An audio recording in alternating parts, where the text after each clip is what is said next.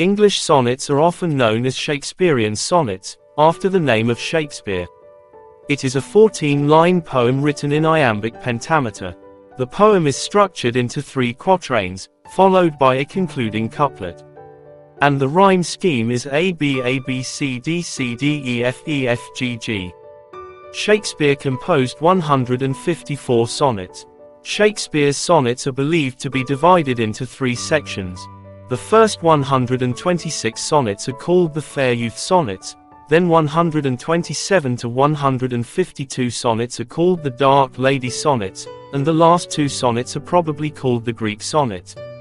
However, there were 6 additional sonnets that he included in his plays, Romeo and Juliet, Love's Labour's Lost, and Henry V. In this video we'll analyze Shakespeare's Sonnet No. 3.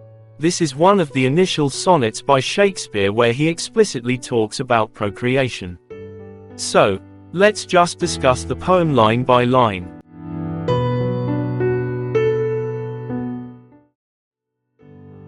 Look in thy glass, and tell the face thou viewest.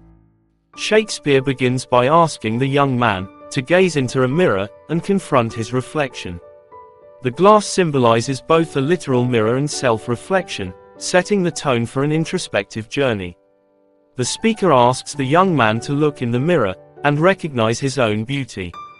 Now is the time that face should form another. The use of the word form suggests the creation of something.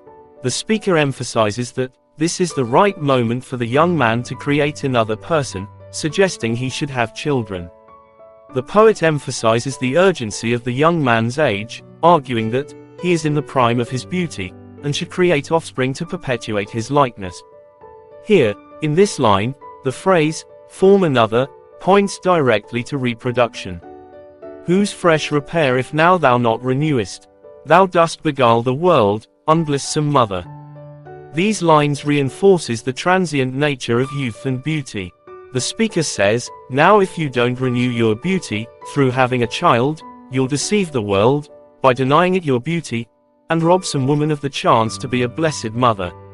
Fresh repair suggests that children are a restoration of fading beauty. It's a way to fight back against aging and death. The speaker suggests that, by refusing to procreate, the young man, at the same time cheats the world, and a would-be mother. For where is she so fair whose uneared womb disdains the tillage of thy husbandry? Where is the woman, who is so beautiful, with an untouched womb, would refuse to be tilled by your husbandry? The speaker here asks a direct question to the fair youth. He says, there is hardly any woman in this world who would refuse to have you as a husband, and thereby bear your child. You are so beautiful and charming that many women are willing to have a child with you. Again, we, as the reader, should understand that these lines are the speaker's attempt to encourage the young man in procreating. Or who is he so fond will be the tomb of his self-love, to stop posterity. Here, the speaker criticizes the narcissistic love of the young man. It will be so foolish for the youth to let his beauty die with him, turning himself into a tomb. This line warns that selfishness will lead to the metaphorical tomb of the young man's lineage, if he refuses to reproduce. Thou art thy mother's glass, and she in thee calls back the lovely April of her prime. Children are the reflection of their parents. Here also, the speaker claims the same. He encourages the young man, by saying that he should look at himself, whenever he thinks of not procreating. He, as a child, is a reflection of his own mother. His mother feels proud, whenever she looks at him. She can recollect her prime moment by looking at her son. In the same way he should procreate and have a child. So thou through windows of thine age shalt see, despite of wrinkles, this thy golden time. Likewise, through the windows of your own old age, you will see your youth again. Here, windows metaphorically represent the eyes. Even though you will have wrinkles in your old age, you will be able to see the golden time alive in your child.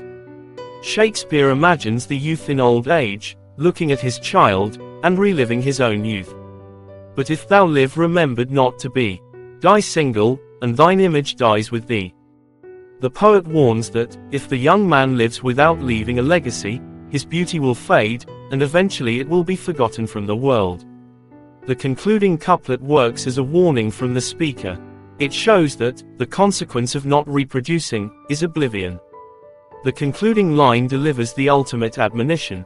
If the young man remains single and childless, his beauty and essence will perish entirely. If this video helped you in any ways, consider subscribing the channel. Thanks for watching.